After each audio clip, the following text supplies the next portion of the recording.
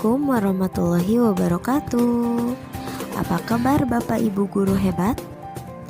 Bertemu kembali dengan saya Nurul Hikmah Fauziah.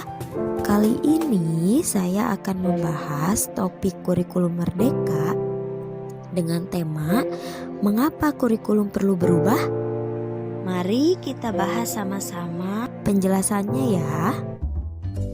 Kita membahas terlebih dahulu apa sih kurikulum itu?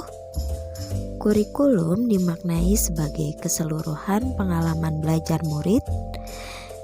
Kurikulum itu kompleks dan multidimensi. Kurikulum dapat dimaknai sebagai titik awal sampai titik akhir pengalaman belajar murid. Kurikulum diibaratkan jantungnya pendidikan. Jika jantungnya lemah, maka proses penyaluran darah tidak lancar dan bisa berakibat fatal.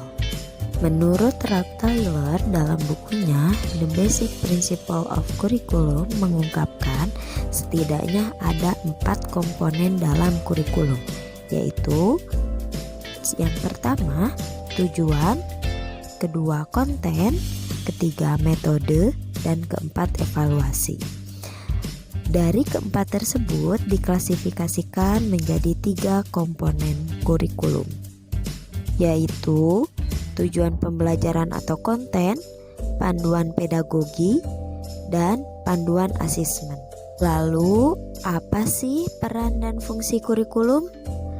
Kurikulum adalah salah satu komponen penting dalam sistem pendidikan nasional. Kurikulum berperan sebagai pedoman dan acuan kita dalam pembelajaran. Fungsi kurikulum bagi guru adalah untuk memandu dalam proses belajar murid. Fungsi kurikulum dapat kita optimalisasi dalam kerangka 1. Mewariskan nilai dan budaya masyarakat yang relevan dengan masa kini. 2. Mengembangkan sesuatu yang dibutuhkan saat ini dan masa depan. 3. Menilai dan memilih sesuatu yang relevan atau kontekstual sebagai kontrol sosial. Kurikulum yang baik adalah kurikulum yang sesuai zamannya. Nah, mengapa kurikulum perlu berubah? Perubahan kurikulum untuk menyesuaikan dengan kebutuhan murid dan perkembangan zaman.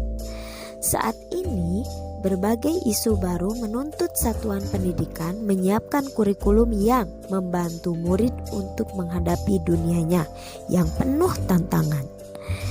Isu kekinian itu yaitu 1. Perubahan iklim global, teknologi digital, industri multinasional, transformasi budaya. Kurikulum bersifat dinamis. Kurikulum yang baik adalah kurikulum yang sesuai dengan zamannya. Kurikulum bersifat dinamis dan terus dikembangkan atau diadaptasi sesuai konteks dan karakteristik murid demi membangun kompetensi sesuai kebutuhan mereka kini dan masa depan. Jika zaman dahulu kita bercita-cita sebagai polisi, dokter, atau guru, maka di era sekarang anak-anak lebih banyak dan lebih luas lagi dalam bercita-cita. Bahkan mereka ingin menjadi ilustrator animasi karakter kartun, menemukan software komputer, pengembangan aplikasi games, atau bahkan gamer atau YouTuber. Perubahan-perubahan tersebut hanya sebagian contoh, maka kita tersadar bahwa dunia ini ternyata memang terus berubah. Mengingat kata-kata Ki Hajar Dewantara, pendidikan adalah menuntun segala kekuatan kodrat yang ada pada diri anak-anak agar mereka dapat mencapai keselamatan dan kebahagiaan setinggi-tingginya, baik sebagai manusia maupun anggota masyarakat. Maka demi menuntun kodrat murid pembelajaran termasuk kurikulum yang kita diselenggarakan juga harus terus menyesuaikan dengan kebutuhan mereka. Ternyata murid kita itu tergolong sebagai generasi Z dan generasi Alpha. Mereka sulit dipisahkan dengan media sosial ataupun internet. Maka perlu adanya peran dari orang tua, masyarakat, dan sekolah untuk mewujudkan kurikulum yang berpihak pada murid. Semua harus berkolaborasi, yaitu guru terus belajar memfasilitasi pembelajaran yang sesuai, orang tua terus memahami perkembangan dan kebutuhan murid, begitu pula masyarakat, pemerintah daerah, ataupun semua yang bergerak di bidang pendidikan juga harus terus mengikuti perkembangan kebutuhan murid. Mari kita sama-sama menghadapi dan menjadi bagian dari perubahan ke arah yang lebih baik lagi. Kita wujudkan cita-cita dari murid kita. It takes a village to raise a child. Butuh seluruh desa untuk membesarkan seorang anak. Semua pihak harus menempatkan kebutuhan, pendapat, pengalaman, hasil belajar, serta kepentingan murid sebagai rujukan pengembangan kurikulum.